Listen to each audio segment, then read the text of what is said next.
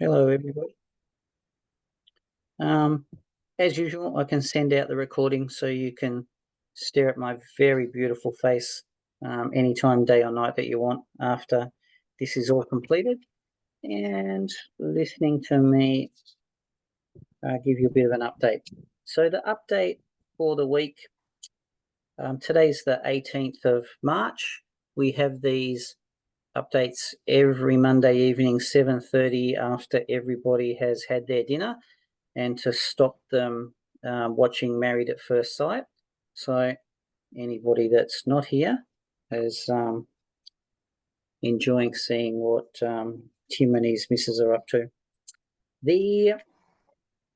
As we were just saying with Matt, if people are interested in these NDIS properties, as they are, feel free to chase us up, okay? Because we're bombarded, we're overloaded. Don't expect that we're going to, just see an email and ring you back, as is common courteous business practice. We are completely overloaded with the amount of demand that NDIS is generating. We're bombarded from customers. We're bombarded from NDIS providers. One of our NDIS providers needs 500 houses a year. So, there's a whole lot of meetings. There's a whole lot of admin. There's a whole lot of processes that are being worked out behind the scenes to make sure that it's never going to happen, I can tell you. But we can get as close as we possibly can as well. All you guys feel free to, recommend to friends, relatives, all that sort of thing, because if you guys are sitting there on your $5,000 a week and you don't have to go to work anymore, if you've got no friends, earning that sort of money or have to go to work all day, every day, it's going to be a little bit boring in your retirement, or it may be, depending on what you're doing and where you're traveling and what else you're doing. So just keep that in mind. And we do, pay you for referring other clients to us, like a normal real estate agent does. So we're happy to do that, make the world go round, because we have a lot of referrals that come through, sort of a never-ending story, which is really, really, really, really good, and I really, really, really appreciate it as well. I'll give you a bit of a story first. Excuse me. I had a couple of calls on Sunday, and we don't mind Sunday calls at all, because we're in the NDIS world, which is a 24-hour world, where participants are being looked after 24 hours a day, 7 days a week. So I'm very often talking with the NDIS providers 7 days a week, 12 o'clock at night, 7:30 on a Sunday morning, as I've whinged before. And that's just natural for them, because they're always dealing with staff.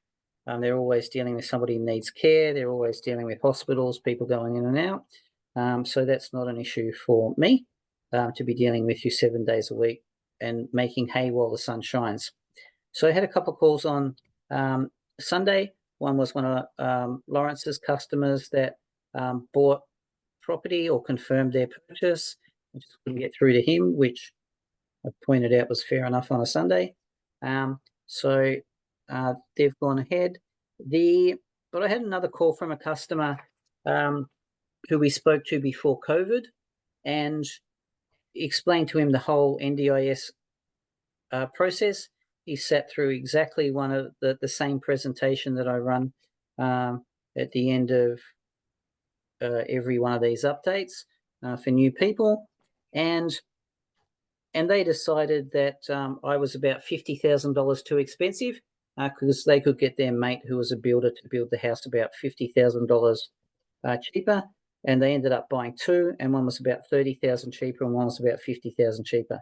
Now, the first answer to that question is no, they can't.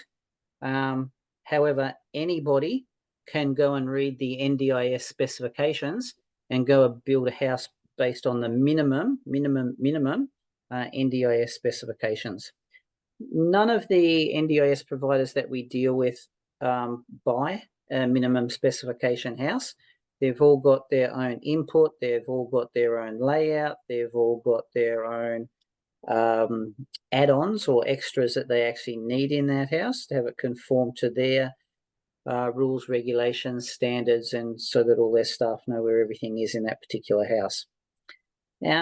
Anyway, so over 4 years has gone past since we spoke to them before COVID, and their house is still not complete. So just keep in mind that the houses that our other customers completed before COVID are now getting a minimum of $2,000, $3,000. One of them's getting $230,000 a year, whatever that works out to, $4,000 and a bit a week. So these guys have decided to save a total of $80,000 by having their mate build the house. So they now have 2 houses which are still not complete, and they're now realizing that they're always going to be empty unless they get some participants into the house. So that's the reason for the panic call on a Sunday. So there's nobody to move in. They built those 2 houses in the areas where I told them that we were selling houses, but by the time they got themselves organised, 6 months a bit later, there was no more demand in those particular areas. The houses had been, we'd sold the houses that we were selling in those areas, and we'd moved on to different areas. So now there's an oversupply of houses in those areas. Our investors have got participants in that area because the participants aren't going to move either. They have been offered management of those houses, of course, because an SDA provider is going to charge you money to enroll the house, and it's wonderful for him if the house is rented out, because then he makes his property management fee. But it's no skin off his nose if it's not either, because you've paid him to enroll the property, you've paid him for advertising, and in all those properties that we were selling in those days, there was none of that enrollment fee. There was none of the advertising side of things, because we had clients lined up for them, and some of the profit share arrangement, there is no enrollment fee either, and there's no fee for participants. So the enrollment fee is around $5,500. A lot of the SDA providers are charging to do all that, get it listed, get it advertised, plus the advertising costs.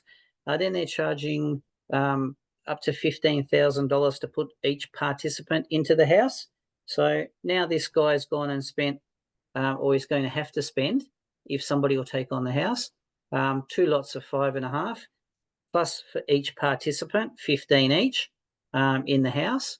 You typically don't get more than 2, so that's another $30,000 a house, another 60. That's another 70 you've spent that he wouldn't have had to spend through us. We're missing out on rent. So if you think the average rent there's over $3,000 a week, that's another $6,000 a week he's missing out on. There's no demand. But because I'm such a loving, caring, sharing, helpful person, what do you think my answer was? Of course it was, go jump in the lake. You should have dealt with us. All right? Because I don't want more houses coming into an area or being managed, or me diverting any participants away from my customers' houses. So bad luck for that guy. There's no way that we are going to help him get those houses filled, even though he's offered money for me to help him get it organised. Would never ever do it. Alrighty. So there's a couple of lessons there that I just wanted you guys to learn from. Anybody that thinks their mate can build a cheaper house, they probably can. Okay. they're virtually never fixed price either. And the worst case scenario of that, Matt especially, was one of the customers that said we were $30,000 too expensive, ended up paying around $200,000 more because he went with somebody else than the quote that we gave him. So I laugh about that one all the time. Maybe I'm not going to heaven, but you tell people, and based on experience, they think that they, after 5 minutes of study and believing what a builder tells them, that they're now an expert, and it blows up in their face constantly, as well. So and this recording will go to a couple of people that have got very upset with me when I've told them before that the builder is the least important link in this chain. All right, because anybody can take the specifications. The NDIS have documented everything out. It's documented to the last millimeter, so anybody can build it. Okay, but so therefore it's irrelevant, and who cares who the builder is? Now, what you need to do is you need to start with a participant, and then you need to start with somebody that's going to wipe their backside, as we keep saying. So that's a lesson for these guys. At the end of the conversation, they were offering me more money and they were willing to accept less rent, but bad luck for them. I'm working day and night to look after my customers and your customers and your referrals. So I don't think I'm going to get distracted by other people. We're just looking after our group. Which then led me to what I was saying before about filling the expression of interest, pay your $2,500, get ready, because the land agents, and just like I said to Matt before, are not going to sit around and wait for us to get organised. We have to be organised because they really do not care about us and what we're going to do and how many homeless, disabled people are left on the streets. If we don't build there, because they're not going to eat and sell unless they sell that block of land. Any new estate that comes up, there might only be 2 or 3 blocks of land released at a time. There might be 20 blocks of land released at a time, but that's all those guys have got to sell. And if they're not selling that block of land, they're not eating. So we, on our part, need to be very organised with our finance and ready to go. Each week we'll have a look at the stock side of things. It's available. Last week we talked about the apartments in Sydney, and the week before that there were 19 of them. Last week there were 3, and so that if you got through primary school maths, that would tell you that today there should be negative properties available, which is correct. So we actually have more expressions of interests sitting here than properties available. So there are no more properties available for those Sydney apartments, which shows what a great deal bundle they were as well. Where we'd be looking at the moment is the same as previous, around Mildura area, Renmark area, because there's some of the greatest numbers of participants waiting in those areas. And the NDIS providers there have rung me up again, all stressed out that they've picked up another 40 or so participants needing accommodation out Renmark way. So you're pretty much guaranteed of going to heaven if you're buying a property out there and helping these people out. The southeastern suburbs of Melbourne is really, really good buy, just based on the number of participants that are waiting for accommodation.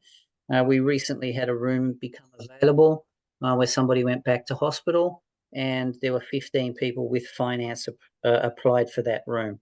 So pricing there's about 960, just under $1 million for something like that. So that's going to give you about a 25% return on your money, which is still spectacularly good. However, if we go a little bit further out of town, we've got a few houses being built in Ballarat at the moment. So we're putting Ballarat on pause so we don't flood the market there. moving to Bendigo. Now, the average price of land in Bendigo is over $300,000. We've got some about 50 or something like that, the blocks of land. And so that would put the whole package around the $850,000 mark. So that would be the next area for you guys to keep in mind if you're considering something with the highest returns, which is about a 28% return. That would be definitely worthwhile considering.